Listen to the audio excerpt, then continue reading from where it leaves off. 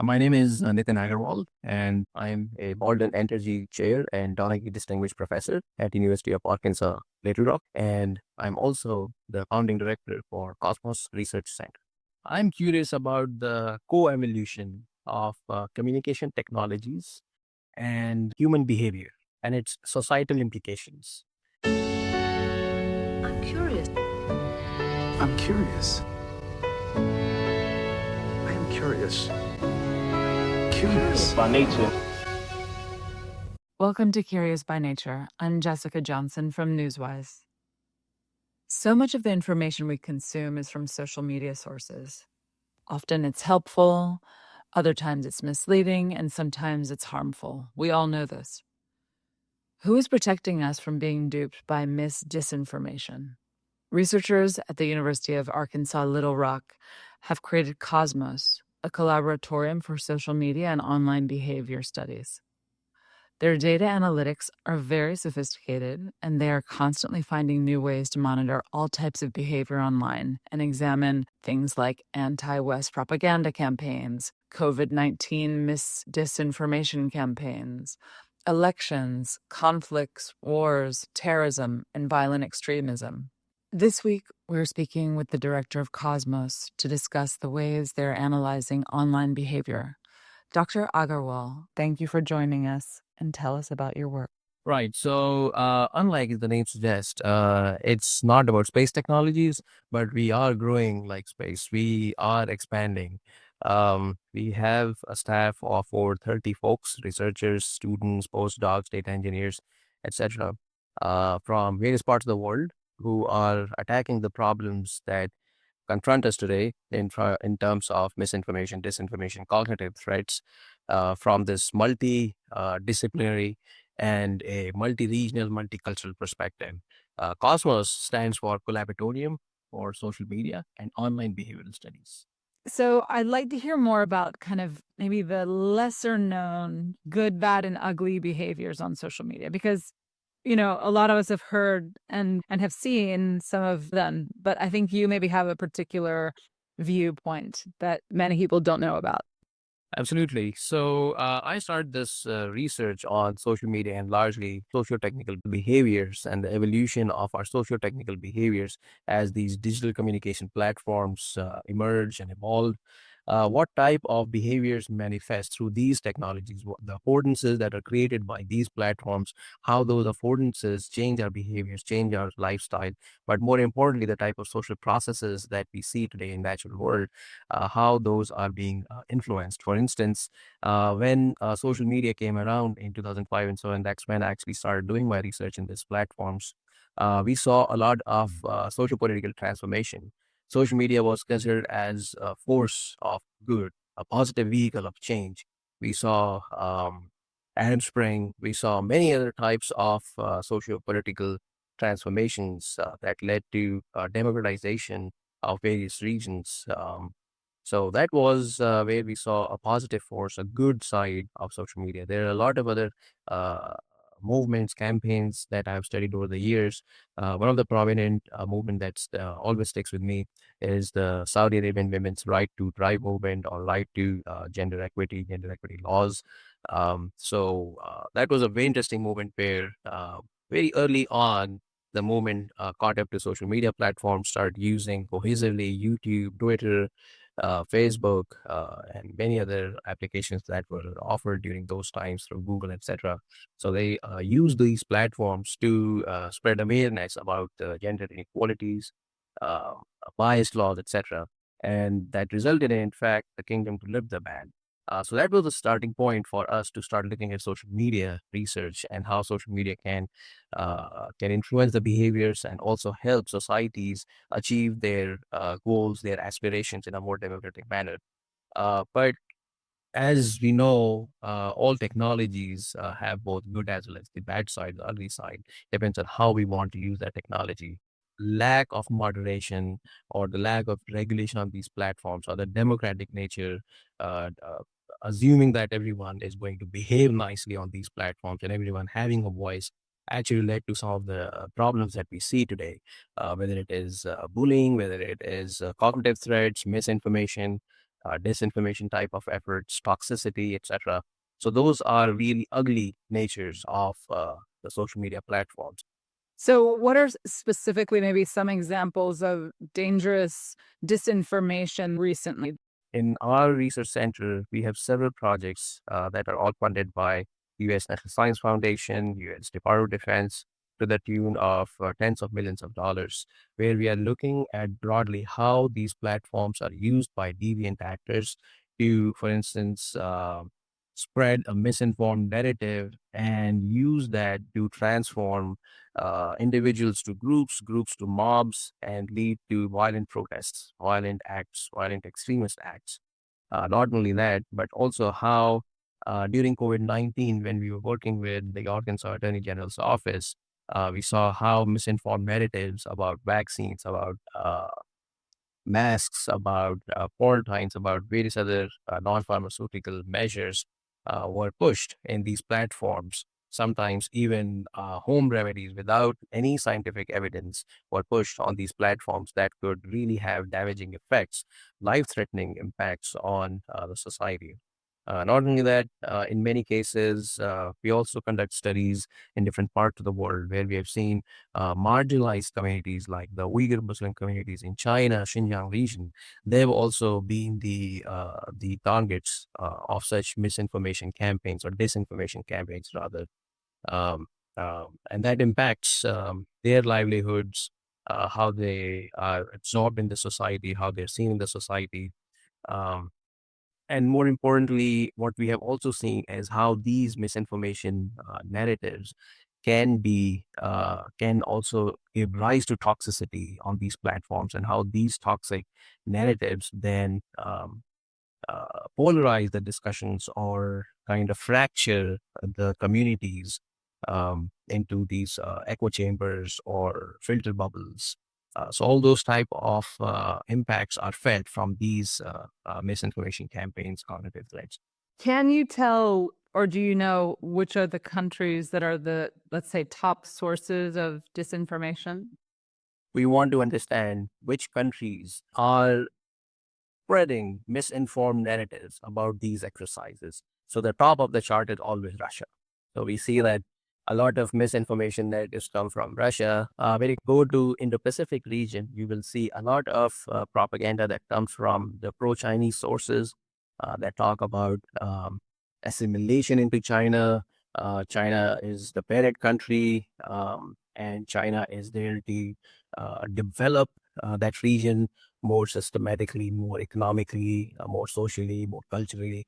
So we see all those types of narratives in that region. Towards the US elections and US politics, would it be also first Russia and then the friendly countries of China as well? There are a lot of actors involved in elections.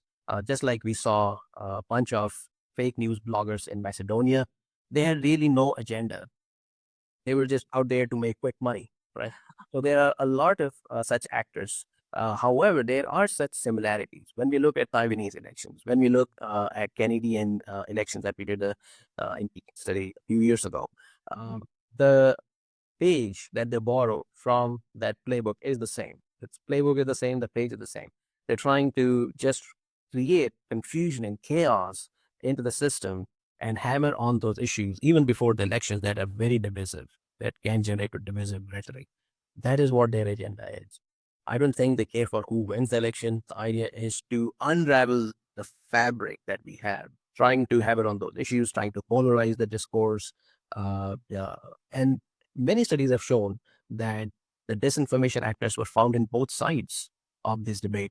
The bots were found, the Twitter bots and all these things were found in both sides of the debate. They're trying to just drum up that narrative and make sure that there is that much more toxicity. In fact, our own research has shown the more the toxicity happens or increases in a community, in a polarized environment, the more those communities start to fracture or splinter. And then there is no real space for having a healthy discourse. So those researches that have done previously, art centers research has shown all of that. But we are taking it one step further to how to solve this problem. We all recognize that this is a problem. There's a lot of scientific effort going on to prevent how to solve these problems. So one of the things that we are doing is again to look at how these false narratives or toxicity spread, what type of things can be done so that we can stem the flow of toxicity or stem the flow of narratives, whether it is through epidemiological modeling or maybe more advanced social network analysis or agent-based models, so that we can reduce the flow of information in the shortest possible manner, identify these core individuals or core mobilizers of misinformation campaigns or toxicity, toxic narratives, and then suggest the platforms to take them off the platform for some time, quarantine them, for instance, as opposed to suspending them. Then they can be back. So, what is the platform that has the most disinformation on it? That's a great question. In fact, I would take it even further. These depends on the region. Meaning, if you go to Asia Pacific region or the global South, you will find platforms like Instagram, TikTok have a more wider reach to the target audience. So you will find more misinformation narratives in those platforms in the global South. You come to US and European region, you'll find more such misinformation on, let's say, Facebook, Instagram, Twitter, but also some blog and blog sites. So it depends, really depends on the on origin, but also the nature. For example, in COVID, it was a global pandemic. We saw misinformation all the platforms. So when we were working with Arkansas Attorney General's office for Arkansans, we developed this website where all the misinformation narratives were posted so that anyone who has a doubt, they can go and verify whether a certain drug that has been prescribed has any scientific truth in terms of treating COVID-19 or preventing from COVID-19 or not, or many other things that were being just as bizarre as you can imagine. So we had documented all those such misinformation actors from over hundreds of thousands of posts from Facebook, from Twitter, from YouTube, and from various other platforms, TikTok, Instagram, and such. And that website also had suggest a misinformed narrative effort or suggest a questionable narrative effort, where if you come across something which is questionable, doubtful, you provide us that information, that link, and using social cyber forensics, social network analysis approaches that we have developed at Cosmos Center, we investigated those websites to figure out whether it's a legitimate website, the type of PPE kit were being sold from these websites. Are they legitimate websites? Are they not? If they're just trying to take advantage of the pandemic and trying to scam the regular folks. So we had that effort, and through Arkansas Attorney General's office, we were able to advertise that effort quite widely. And we actually did a study 6 months apart, the launch of the website, and after 6 months, we saw that the traffic on the website largely concentrated from the metropolitan regions on the day one. But after 6 months, we saw that the traffic was coming from the remote corners or the rural parts of Arkansas, which was a measure of success in its own way. Because now we are reaching to those remote corners, the rural parts of the state, which were that much more vulnerable for such type of misinformation narratives. Okay. So I want to have time to get into your research, and you have a lot of research. It's very interesting. So I have a number of studies to ask you some questions about, but maybe there is one in mind that you have that you would like to share. Absolutely. So, as I mentioned, that all research looks at this coordinated effort. So, one of the key research that is currently going on at Cosmos looks at this coordinated effort of cognitive threats and combating cognitive threats in a more fundamental social science driven manner, which is the theory of collective action, right? Theory of collective action is used to study social movements, protests, but we are also using that same theory and many other theories in this multi-theoretic framework to understand how campaigns evolve over time, right? Where is the starting point? How they initialize, how they amplify, and how they sort of get adopted in the entire society or that country. And through that life cycle of the movement, and using these theories, can we then suggest ways to encourage or discourage the flow of information during that through looking at information conduits as well as looking at information actors and looking at key groups of actors, the coordinated core, the core of these campaigns. The other research study is characterizing suspicious commenter behaviors, and I'd like to hear more about that. So the idea is to make a nice and naughty list. which is on YouTube, you have a lot of interesting channels, a lot of interesting videos, but also we have some videos that or channels that adopt suspicious measures. For instance, buying subscribers, buying likes, buying other type of engagement metrics, right? So our research is trying to identify which channels are getting organic growth versus inorganic growth on their videos, right? So nice and naughty list. So we adopt several machine learning and social network analysis measures to look at such behaviors. So one of that behaviors is suspicious commenter behaviors, where you can buy a group of commenters who can comment a lot on your videos. You can have like a clique, like a mob. They go, comment a lot, go to another video, comment a lot, whether relevant or not. So our research that is grounded in this flash mob theory. So how flash mobs happen? They just happen to be there, do the fine dance, and then disperse. Similarly, here you have this mob of commenters who out of nowhere come, comment a lot, and then they disperse. The next one is the emotion assessment of YouTube videos using color theory. So when you look at videos, you have a lot of text around the video, the title, description, and the video transcript. Like we are speaking, we have a transcript going on, right? However, the video itself is not analyzed as much as it should be. There's a lot of information. So by looking at the frames and the colors in those frames, we can detect the emotions from those. Hollywood has spent, I don't know, maybe, millions of dollars in producing movies, and they follow this very interesting color palette. If it is, you want to see happy emotion from the audience, use bright, vibrant colors like yellow, all right? If you want to have a more gloomy effect, have dark gray, dark blue, those type of colors, right? So we use that color palette, that color theory, color to emotion mapping theory to analyze emotions from the video without going into each frame and then studying what the subject was saying, what the type of emotions. But we are now we are able to tell what emotions the content producer was trying to evoke from their audience by using those certain colors. So in addition to all the text that we had in the videos around the video, we also now able to tell. In fact, we've stretched that study to correlate the emotions that are that the content creators are trying to evoke from these videos versus the emotions that are expressed in the comments under the video. We found a striking correlation between that more than the text, meaning people are not resonating with the title or the description or the transcript. They are resonating more with the videos, with the colors in the videos. So the video is more colorful, happy colors, yellow and vibrant colors. Then you see that type of comments underneath, more happy or less sad. Can you finish this sentence? I am curious about. I'm curious about the co-evolution of communication technologies and human behavior and its societal implications, which has been the motivation of all our research studies at Cosmos.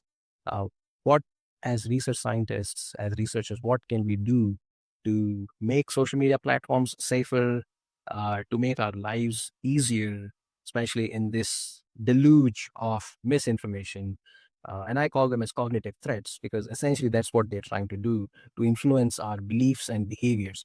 So, as researchers, what can we do at various levels, at education level, at policy making level, how we can extend our arms and work with folks to make sure that the science and all the things that we have been working on can be absorbed for the good of the society. Thank you. It was so nice to meet you. Curious by Nature is a production of Newswise. More than 7,000 journalists get the Newswise wires. Visit newswise.com and find out how to spread your news today.